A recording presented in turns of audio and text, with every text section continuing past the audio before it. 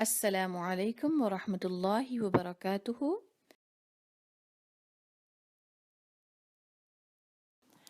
ث ث ثو ثو ثي ثي ثجاجا ثجاجا حديث حديث تأثيم تأثيم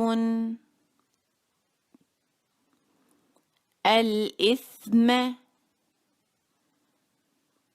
الإثم